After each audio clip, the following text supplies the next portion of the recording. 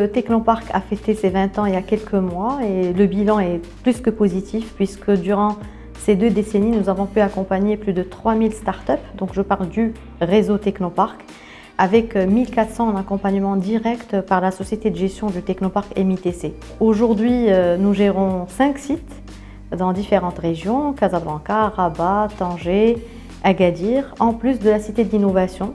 Donc nous comptons en permanence près de 500 startups dans les technologies de l'information et de la communication, le développement durable et les industries créatives.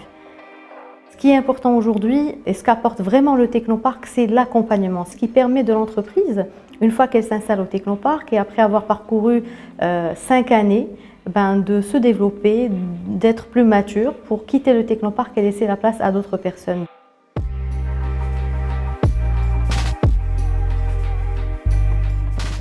Aujourd'hui, le taux de réussite après 2 ans d'incubation, donc ce qu'on appelle la vallée de la mort, le taux de réussite de ces startups est de 86%.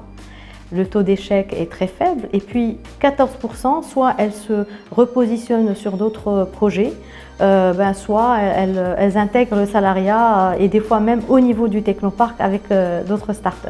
Un point aussi qui est important, c'est l'internationalisation de nos startups. Donc aujourd'hui, on a fait le bilan, 25% de nos startups exportent à l'international, plus spécifiquement au niveau des pays africains.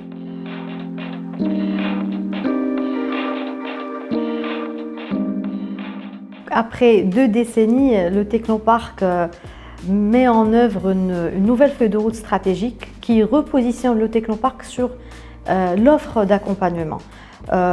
Aujourd'hui, l'accompagnement, si on peut le permettre, il est plus important que le financement.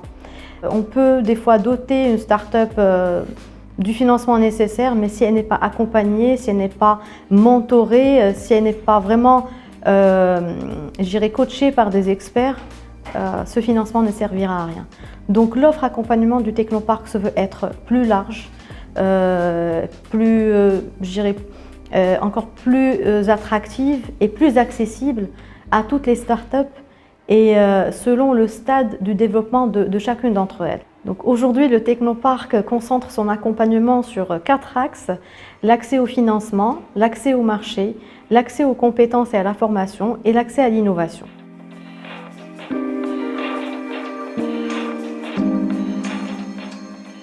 La nouvelle stratégie du Technopark se base essentiellement sur la régionalisation. C'est comment étendre le modèle du Technopark sur les autres régions du royaume. Et donc aujourd'hui, on existe sur Casablanca, Rabat, Tanger et Agadir. On est sur 3 projets de développement sur les 2 prochaines années. Il y a le projet Technopark Fès, le projet Technopark Oujda et le projet Technopark Tiznit. Et bien sûr, nous sommes en train d'étudier d'autres opportunités sur d'autres villes. Et notre ambition sur les 5 prochaines années, c'est de couvrir en tout cas plus de régions et pourquoi pas inclure les 12 régions du royaume.